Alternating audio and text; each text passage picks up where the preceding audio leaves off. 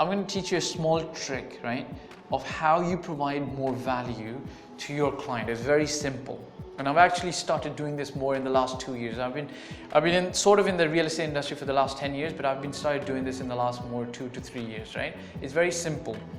Right at the beginning of the transaction, whether it's with a seller or a buyer, you sit them on the table and explain every single step of the process of what you're going to do for them. A lot of times agents don't do this, right? They actually either assume that the client knows what's going to happen at every single step. The client doesn't know. It could be his first transaction. You're doing your 100th transaction, but for the client it could be his first. He doesn't know the steps of buying a property in Dubai, or they're just lazy. They don't want to do it, right? Look, if you set the expectations in the beginning, tell them that at this stage I'll do this, then I will do this, then I will do this, and in the end this will happen. Guess what? The client and your expectations are going to be very aligned, and the chances of there being a misunderstanding are going to be fairly low. Right? There could still be misunderstandings, but it would be very, very rare that a misunderstanding then happens because your expectations are aligned. And guess what happens right at the end of the transaction or during the transaction?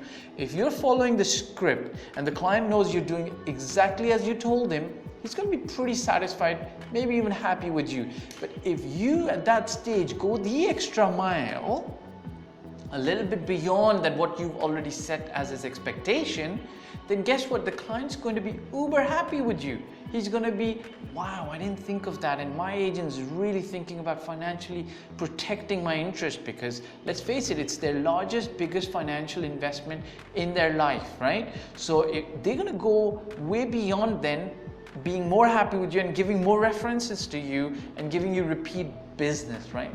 That's how it works. Set the expectations right, meet those expectations, then exceed those expectations. It sounds very easy, sounds very simple, but please guys, do it at the beginning so that you don't pull your hair at the end and your client doesn't pull his or her hair at the end, and neither of you are unhappy. And the easiest way to set expectations, guys, if you're especially new, a couple of months in the business or a couple of years as well, look, the easiest way for you to be able to set those expectations with your client is for you to get out there and do more business than you've ever done. Because the more number of transactions you deal with, the more you know how things are going to go, right?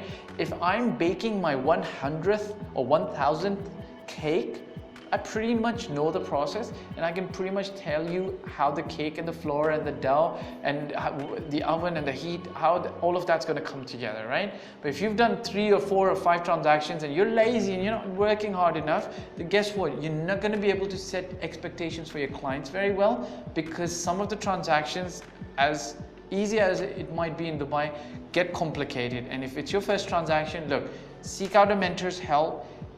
Then explain the expectations to whoever it is you need to explain to, right?